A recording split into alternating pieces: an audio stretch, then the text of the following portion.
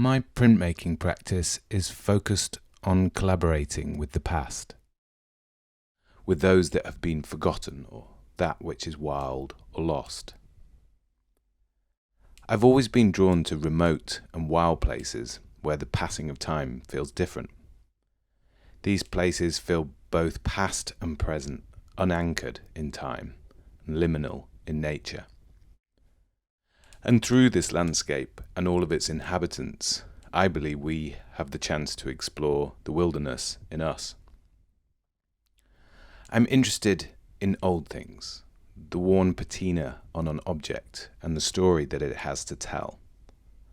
Cave paintings fascinate me because they give me access to deep time, a glimpse into something truly ancient, and there is a sacredness in there.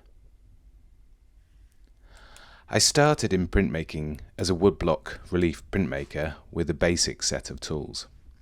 I didn't have access to a printing press, but I didn't want this to stop me from making, so I learnt to print by hand. I worked with lightweight papers, which quickly led me to the handmade Japanese artisan papers, which in turn led me to Japanese woodblock printmaking techniques like baransuji, and utilizing pressure to get tonal variety from a single color. I work in an improvisational way, exploring the boundaries of a technique and encouraging as many ideas as possible. The composition often emerges through the exploration of these ideas, like brushing the dirt away from a fossil.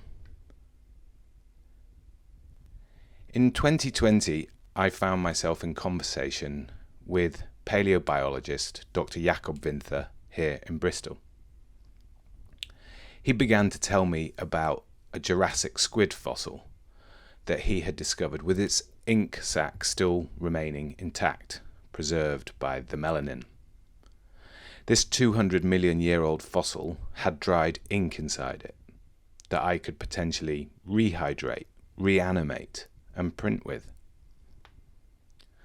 I was currently working on a print inspired by my late dad's mountaineering photography.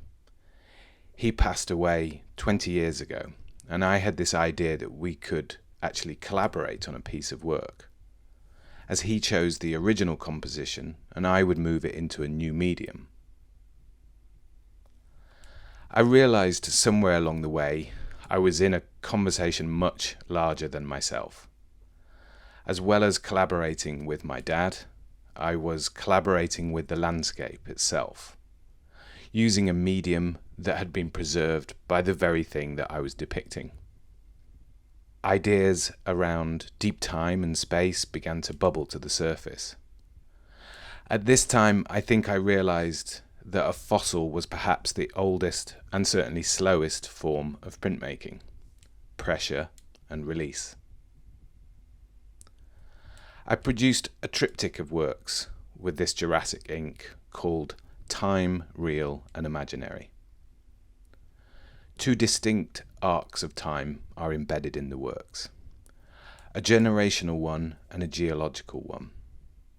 The evidence of my relationship with my dad, and through the use of this ancient material, evidence of the life of a 200 million year old squid.